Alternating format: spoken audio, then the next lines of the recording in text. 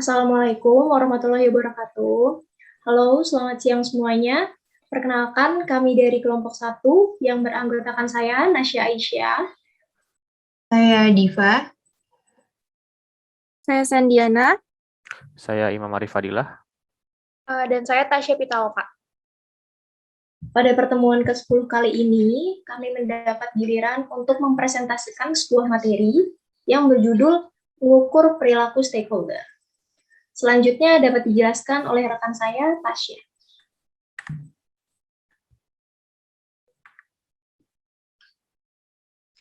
Definisi perilaku, sikap merupakan reaksi atau respon yang masih tertutup dari seseorang terhadap suatu stimulus atau objek. Sikap merupakan salah satu aspek psikologis individu yang penting karena sikap merupakan kecenderungan untuk berperilaku sehingga akan banyak mewarnai perilaku seseorang. Definisi sikap merupakan multidimensi yang menunjukkan bahwa pendekatan ini mungkin diperlukan ketika berhadapan dengan stakeholder dan mempertahankan hubungan stakeholder. Definisi sikap dapat dikategorikan menjadi 3 kategori. Kategori yang pertama yaitu emosional. Emosional sendiri merupakan keadaan pikiran atau perasaan yang dirasakan oleh seseorang. Pendekatan negatif seseorang terhadap kehidupan, kemudian hasil persepsi, pembelajaran, dan pengalaman yang didapat oleh seseorang tersebut. Kemudian kategori yang kedua adalah perilaku. Pada perilaku, mencakup bagaimana seseorang itu bertoleransi, berpendapat, dan juga bertata krama. Kemudian kategori yang terakhir yaitu penerimaan. Pada kategori penerimaan mencakup kesediaan seseorang untuk terlibat dalam suatu kegiatan. Kemudian bagaimana sikap responsif seseorang terhadap sesuatu yang dibutuhkan pada suatu kegiatan. Kemudian rasa simpatik dan mudah diaksesnya suatu kegiatan tersebut. Dan yang terakhir, bagaimana seseorang dapat terbuka dan tertarik pada suatu informasi tentang kegiatan, kemajuan, masalah, dan juga hasil. Lalu penerapan dalam organisasi, sikap atau perilaku stakeholder terhadap organisasi memiliki faktor pendorong sebagai berikut. Yang pertama, apakah keterlibatan stakeholder sukarela atau tidak sukarela? Yang kedua, apakah keterlibatan stakeholder bermanfaat secara pribadi atau organisasi? Yang ketiga, berapa tingkat investasi stakeholder, baik finansial maupun emosional dalam kegiatan organisasi? Jika kepentingan stakeholder dalam kegiatan tersebut dianggap atau berpotensi bermanfaat bagi mereka, stakeholder akan cenderung memiliki sikap yang positif terhadap kegiatan dan bersiap untuk berkontribusi untuk mewujudkan tujuan organisasi. Jika sebaliknya, stakeholder melihat diri mereka sebagai korban, mereka akan lebih cenderung memiliki sikap yang negatif terhadap aktivitas tersebut. Bagian dari penilaian perilaku stakeholder akan menjadi tinjauan terhadap kepentingan yang dimiliki stakeholder dan harapan serta persyaratannya untuk keberhasilan atau kegagalan kegiatan. Lalu bagaimana mengukur perilaku stakeholder?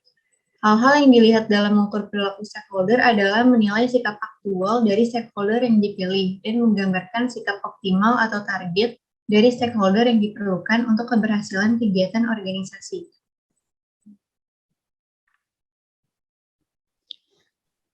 Lalu ada elemen yang membentuk perilaku. Penilaian perilaku stakeholder di atas perlu mempertimbangkan unsur-unsur berikut yang menjadi elemen pembentuk perilaku seperti berikut. Ada budaya, yaitu organisasi yang melakukan aktivitas dari organisasi pemangku kepentingan. Yang kedua, ada identifikasi dengan aktivitas dan hasilnya, yaitu nilai-nilai pribadi, lalu identifikasi dengan tujuan atau kegiatan. Yang ketiga ada dirasakan pentingnya kegiatan dan hasilnya, lalu yang terakhir atribut pribadi, yaitu kepribadian dan posisi dalam organisasi.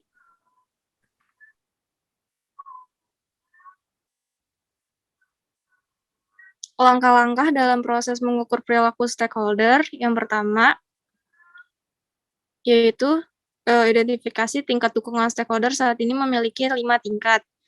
Setuju atau dukungan aktif dengan skor nilai 5, lalu netral atau biasa dengan skor nilai 3, ada juga tidak setuju atau secara aktif menentang dengan skor nilai 1.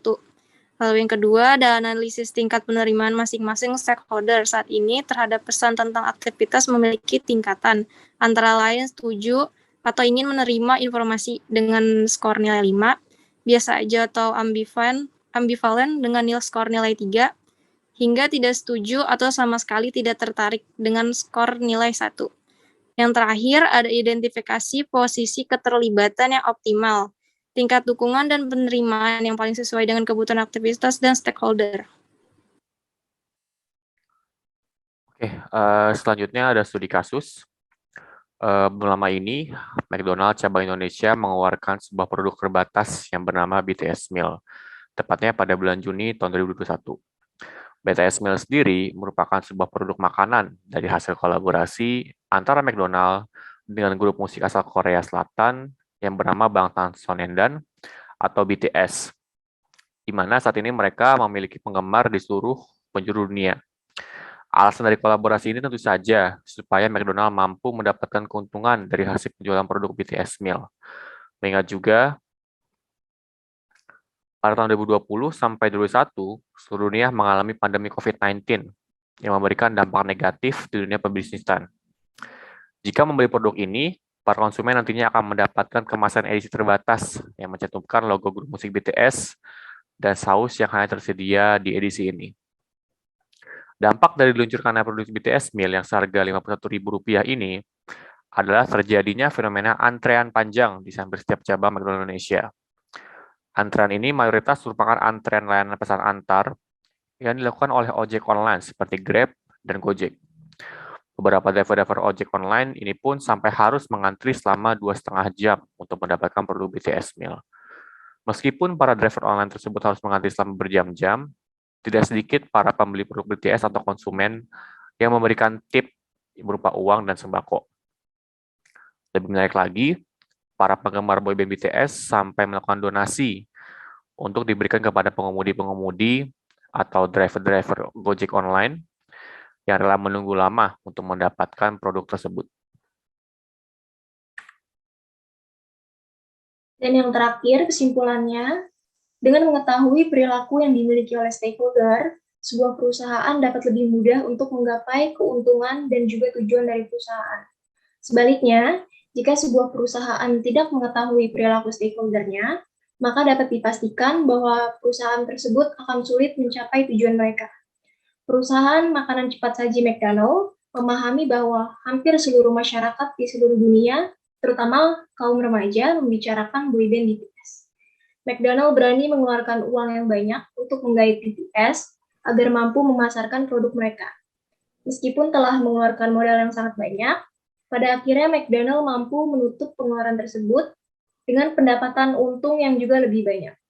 Kebijakan McDonald yang menyadari eksistensi BTS ini merupakan contoh dari sebuah perusahaan yang mengetahui dan memahami perilaku stakeholder-nya.